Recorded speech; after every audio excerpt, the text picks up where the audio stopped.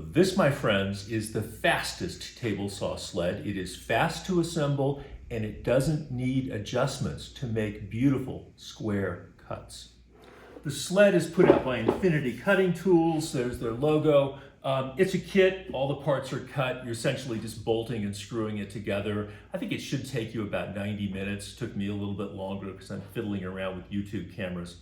I will show you a couple of things not mentioned in the instructions. The instructions are okay, they're pretty good, but there are a couple of things. I'm also going to show you how you would adjust it if you had to. Fortunately, I didn't have to. That's great. The instructions describe how to measure your table saw to make sure that the sled's going to fit. You might want to download the instructions before you order this and take the measurements on your saw. That way you'll know it'll fit before you order. The kit's packaged fine. All the parts were there. The body of the sled is plywood covered with a nice kind of textured plastic laminate. The edges of the plywood were not sanded. I think they just probably came straight off a CNC machine or something. So I had to hand sand a little bit, particularly on the handle, where I wanted it to feel nice. The kit uses wood screws for a lot of the connectors. I like to just put a little dab of paste wax on wood screws to make them easier to drive. This is in real time just to show I'm not using a whole lot of force here. I don't want to over torque these screws, just enough to kind of, just get them snugged in, but don't go too hard at it because I think you may damage the plywood. Oops, a mistake on the assembly. Those countersinks for the handle should be on the inside of the sled, not the outside where I put them. Not a problem, nothing's glued on. You just take the screws out and flip it around. You'll see when I put the thing back on, I use a little dead blow hammer to line the fence and the base of the sled up. I think that's helpful just to tap it over because the parts fit together pretty snugly and the dead blow helps to kind of line them up. You can see I'm just checking the feel with my fingers. Infinity's nameplate was a minor annoyance. The countersinks weren't deep enough to make the screws flush with the surface. You can't just leave the nameplate off because it's in the middle of the sled, so you're going to have a recess there unless you fill it with the nameplate. So I had to ream out the countersinks a bit. Not a big deal, but just kind of annoying since the nameplate is basically unnecessary. You really would hope that Infinity would make sure it fits. A flip stop's included, and it's okay. The bolt that holds the knob on was a little bit short. It's only, gripping a couple of threads on it. I replaced it with a longer one because it was just easy to fall off, to have the knob fall off. It's just a 1/4-inch bolt. I just replaced it. The one I replaced it with sticks up a little bit beyond the knob, but no big deal. The instructions don't mention that you can adjust these little spring-loaded balls in the miter slider. They just take an Allen wrench on the other side of them. It just takes very small turns. You're going to be turning it, a 1/16th of a turn or something like that to adjust those nice and snug.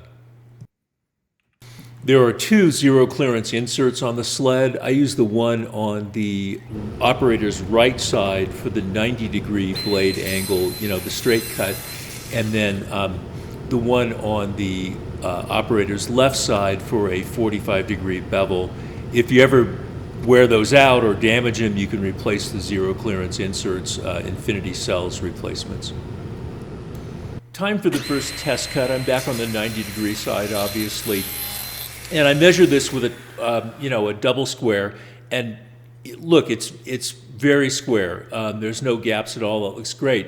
But to double check, I used a more precise method called the 5-cut method. I don't want to go into all the details of the 5-cut method. There's lots of websites on that. I'll link one. But basically, you make a series of successive cuts on one board as you rotate it around, and that compounds any error that you'd have in the sled. Finally, your last cut is a strip. You can see the little strip sitting there on the table saw bed. You take a micrometer to the strip and do some calculations based on the difference between the width of the strip at the top on side A and the width at side B. I'll spare you the arithmetic on the 5-cut method, but the bottom line is it showed that this fence was essentially perfect. if I were to try to correct it, it would be a correction of about 0.0025, 2.51 thousandths of an inch over the entire length of the fence. That is essentially perfect. So I am just happy as a clam I didn't have to mess around with an adjustment to make this thing cut straight and square. If you did have to adjust it, now this is not in the instructions, but it seems to me it would work. I think you would just loosen the 3 wing nuts that hold the 2 pieces of the fence together. This is just loose, it's not glued on to the other part of the fence. Once you have it loose, you could slide in a shim. You know, I'm thinking that maybe even aluminum foil or you know, an aluminum can or something like that, whatever was the right thickness to shim that up if you had to do that. Again, I'm glad I didn't have to do it, but you know, I think it would be fairly easy to straighten that thing out if you had to.